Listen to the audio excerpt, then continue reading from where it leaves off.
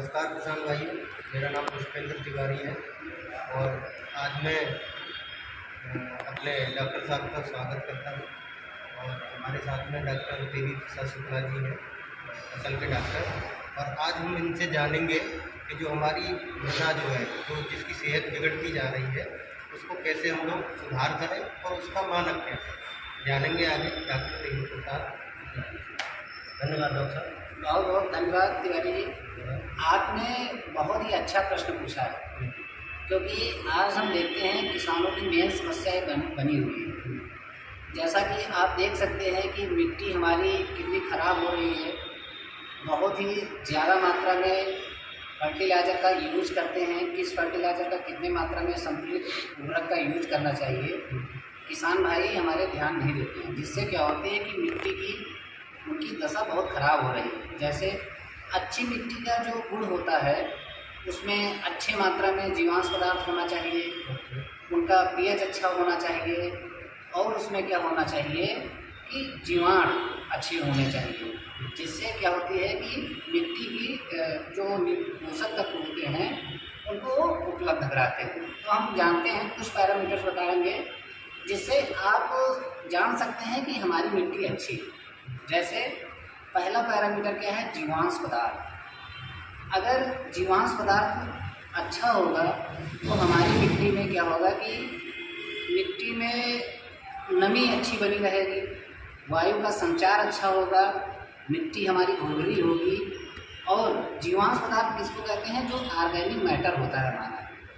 और organic matter कहाँ से आएगा, जो हम गोबर की खाद डालते हैं, हरी खाद डालते हैं, या कोई वर्मी कंपोस्ट डालते हैं, उसी से हमारा क्या आएगा, जीवांश पदार्थ पैदा होगा। ये उर्वरक से किसान भाइयों को सोचना चाहिए, उर्वरक से जो हमारी फर्टिलाइजर आता है उससे जीवांश पदार्थ पैदा नहीं होता है। ठीक है, तो हमें उसका क्या मानक होना चाहिए।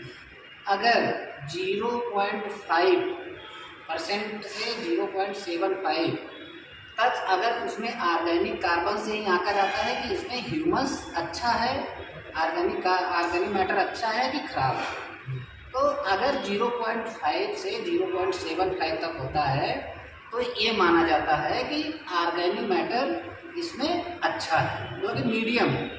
अगर 0.75 से ऊपर परसेंट से ऊपर है तो उसको माना जाता है कि मिट्टी हमारी बहुत हेल्दी है, बहुत स्वस्थ है और इसका मानक बहुत अच्छा है मिट्टी। और अगर ऑर्गेनिक मैटर होगा तो क्या होगा, अच्छा होगा। इसको सामान्यतः अगर 0.75 है तो इसका दुगना ऑर्गेनिक मैटर होगा। ये ऑर्गेनिक कार्बन से ही ऑर्गेनिक मैटर निकाला जाता है अगर मिट्टी की जांच कराते हैं, टेस्ट कराते हैं लैब में। ठीक है, अगर ऑर्गेनिक मैटर अच्छा है तो उसमें जीवांश पदार्थ अच्छे होंगे, हमारी मिट्टी को बांधे रखेंगे, उसमें नमी अच्छी आएगी, उसकी जो वाटर होल्डिंग कैपेसिटी है वो अच्छा होगा। और एरेशन का मतलब क्या है कि हवा का आवागमन अच्छा होगा। ठीक है, मिट्टी के कण एक दूसरे से बंधे रहेंगे। ठीक है, पहला जो पैरामीटर है ये मानक उसका होना चाहिए क्या, जो ह्यूमस है। दूसरा क्या होना चाहिए, मिट्टी का पीएच। अब आप सामान्यतः देखते होंगे अगर मिट्टी का पीएच बहुत नीचे है तो क्या हो जाएगा, अम्लीय हो जाएगा। अगर ज़्यादा है तो क्षारीय हो जाएगा। जैसे 7 पीएच जो होता है वो उदासीन माना जाता है, न्यूट्रल माना जाता है। ठीक है, अगर सामान्यतः जो हमारी फसलें उगाई जाती हैं तो उसमें किसान भाई हमारे ध्यान दे सकते हैं, पीएच उसका होना चाहिए 6.5 से 7.5 होना चाहिए। उसमें अच्छी मिट्टी होगी। हाँ, बिल्कुल उसका मानक होगा। बिल्कुल, हाँ तिवारी जी ने आपने बहुत अच्छा बताया कि जो मिट्टी का अच्छा पीएच माना जाता है, जिसपे सभी फसलें हमारी उगाई जाती हैं, 6.5 से 7.5 होना चाहिए। ठीक है, उसके 6.5 से 7.5 में क्या होता है कि जो मिट्टी में हमारे पोषक तत्व हैं, जो बैक्टीरिया हैं, जो हमारे एक्टिनोमाइसिटीज जो जीवाणु हैं, वो क्या होते हैं कि सभी उपलब्धता उनकी रहती है। ठीक है, जिससे क्या होता है कि, और दूसरा मैं बताऊँ, जैसे अगर पीएच कम है तो उसमें आपकी आयरन और आपका क्या होगा, जिंक, इसकी उपलब्धता ज़्यादा हो जाएगी। जब पीएच कम है तो उसमें क्या होगा, टॉक्सिसिटी बढ़ जाएगी पौधे में। अगर सपोज करिए कि पीएच ज़्यादा हो गया 750 ऊपर, तो उसमें आपका सोडियम, कैल्शियम और ये सब ज़्यादा हो जाएगा, मैग्नीशियम ज़्यादा हो जाएगा, तो उससे क्या होगा, क्षारीय लवणता बढ़ जाएगी। तो उसमें क्या है कि पीएच 6.5 से 7.5 तक रहेगा, तो सारे पोषक तत्व तो हमारे पौधे को अच्छी तरीके से मिलेंगे, जिससे कोई नुकसान नहीं हुआ। तो किसान भाई कैसे माप सकते हैं? दूसरा, पीएच अगर 6.5 से 7.5 है, आप मिट्टी की जांच करवाइए, उससे आप अंदाज लीजिए कि हाँ उसमें आपका पीएच अगर 6.5 से 7.5 है, मिट्टी हमारी अच्छी है, उसमें कोई वो नहीं है। तीसरा क्या मानक होना चाहिए? ईसी क्या होती है कि इलेक्ट्रिकल कंडक्टिविटी। उससे क्या होता है कि एक हम नापते हैं कि उसमें लवणता जो 60 होता है, उससे हमको पता चलता है कि मिट्टी में हमारे कितना 60% है।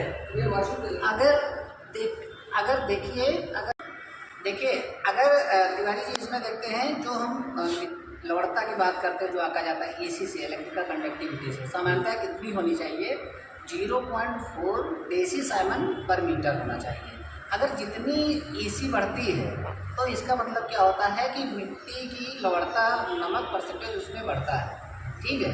अगर पीएच अगर हमारा ज़्यादा है, तो उसके लिए हमें क्या करना पड़ता है कि अगर 750 से ऊपर है, तो उसमें अगर क्या करना, लीचिंग करवा करके हम साल्ट लवण को नीचे चला जाता है, लीचिंग करवा देते हैं। और अगर बहुत ज़्यादा पीएच है, तो उसमें सोडियम अगर साल्ट है, तो हमें क्या करना है, उसके लिए हमें जिप्सम का प्रयोग करना पड़ता है, ठीक है। अगर पीएच बहुत कम है, तो उसके लिए हमें चूना का प्रयोग करना पड़ता है, जिससे हमारी मिट्टी सही रहती है। तो आप सामान्यतः देखते हैं, हमें तीन पैरामीटर्स पे मानक पे ध्यान देना चाहिए। क्या? ह्यूमस क्या है, ऑर्गेनिक कार्बन पे, दूसरा पीएच, और तीसरा ईसीबी। बहुत बहुत धन्यवाद डॉक्टर साहब, आपने बहुत अच्छी जानकारी हमारे किसान भाइयों को दी है। अब मैं अंत में आपसे एक क्वेश्चन और जानना चाहूँगा कि जो ये इतना खाद की मात्रा है किसान भाई डाल रहे हैं हमारे, क्या उसका इम्पैक्ट मिट्टी पे भी पड़ रहा है? बहुत अच्छा है, ये भी आपने बहुत अच्छा सवाल उठाया है। देखिए, किसी भी चीज़ के लिए सबसे सर्वप्रथम मुझे क्या करना चाहिए कि मिट्टी की, जैसे सपोज करिए कि हमें 2 दिन से बुखार हो रहा है, तो उसके लिए अच्छा डॉक्टर क्या बताता है कि आप पहले ब्लड टेस्ट करवाइए। तो उसमें जो चीज़ निकलता है कि आपको किस चीज़ की बीमारी है, किस चीज़ का डिफिशियंसी है, उससे आपको डॉक्टर वही सेम चीज़ दवाई दे देता है, आप ठीक हो जाते हैं। अगर सपोज कीजिए कि हम ब्लड टेस्ट नहीं करवाते और ऐसे दवाई लेते हैं, तो हमारा वेस्टेज मनी भी जाता है और हमारे शरीर के लिए नुकसान भी। एक बार में किसान भाइयों के लिए क्या बताना चाहिए? तो उसके लिए हमें क्या करना चाहिए कि सामान्यतः फसल कटाई के बाद हमें मिट्टी की जांच करवाना चाहिए, और उसमें जो रिकमेंडेशन है, सपोज करिए कि फास्फोरस की मात्रा हमारी मिट्टी में ज़्यादा है, तो मिट्टी की जांच से हमें पता लग जाएगा। तो फास्फोरस में पैसा ना वेस्ट करके हम उसमें जिंक, बोरान, सल्फर वाली चीज़ें डालेंगे, जिससे हमारी मिट्टी भी हेल्दी रहेगी और ओवरडोज भी नहीं होगा। बहुत बहुत धन्यवाद, ऐसे रहेगा। ठीक है, बहुत बहुत धन्यवाद किसान भाइयों को अच्छी जानकारी देने के लिए। और मेरी उम्मीद है किसान भाइयों को ये हमारा एक प्रोग्राम अच्छा पसंद आया होगा, और आप जानकारी लेके उसको अपने जीवन में अमल करें। धन्यवाद।